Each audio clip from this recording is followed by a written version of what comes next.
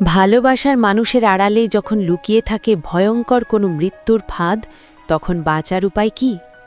আজ আমরা দেখব এমনই এক গায়ে কাটা দেওয়া বিশ্বাসঘাতকতার গল্প। ভিডিওর শুরুতে দেখা যায় পারুল বুঝতে পারে তাদের চারপাশে কোনো এক অশুভ ছায়া ঘুরঘুর করছে, কিন্তু তার স্বামী রায়ান বিষয়টা এড়িয়ে যাওয়ার চেষ্টা করে। উল্টে সে পারুলকে সতীমায়ের থানে যেতে নিষেধ করে। পারুল ভয় পায়।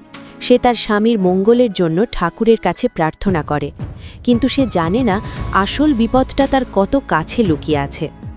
অন্যদিকে পরিবারের অন্য লোকজন এক ভয়ঙ্কর চক্রান্তে লিপ্ত।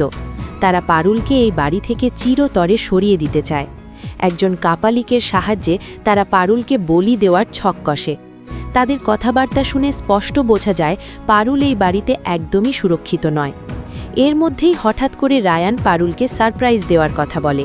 সে পারুলের চোখ বেঁধে একটি সুন্দর করে সাজানো ঘরে নিয়ে যায়। পারুল অবাক হয়, কারণ রায়ান সাধারণত এমন রোম্যান্টিক আচরণ করে না।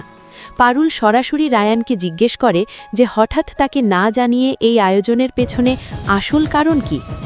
ঘরের বাইরে লুকিয়ে দাঁড়িয়ে পরিবারের অন্য সদস্যরা এই দৃশ্য দেখে হাসাহাসি করে। তারা জানে এই রোম্যান্সের আড়ালে রয়েছে পারুলের মৃত্যুর ফাঁদ। তারা সুকৌশলে পারুলের ড্রিঙ্কসে কিছু একটা মিশিয়ে দেয়। পারুল রায়ানকে বিশ্বাস করে এবং না বুঝে সেই ড্রিঙ্কস খেয়ে ফেলে। এরপরই পারুলের মাথা ঘুরতে শুরু করে এবং সে জ্ঞান হারিয়ে ফেলে। অবশেষে আসল সত্যটা সামনে আসে।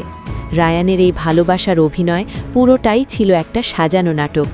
পারুলকে অজ্ঞান করে কাপালিকের হাতে তুলে দেওয়ার জন্যই এই ক্যান্ডেল লাইট ডিনারের আয়োজন করা হয়েছিল। পারুলকে ভালোবাসার জালে ভাসিয়ে চরম বিশ্বাসঘাতকতা করে তার নিজের স্বামী।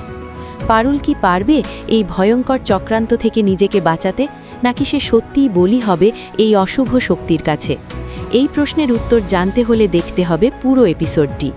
কাহিনীটি কেমন লাগলো কমেন্ট করে জানান, আর এমন সব দারুণ রিভিউ পেতে চ্যানেলটি সাবস্ক্রাইব করতে ভুলবেন না।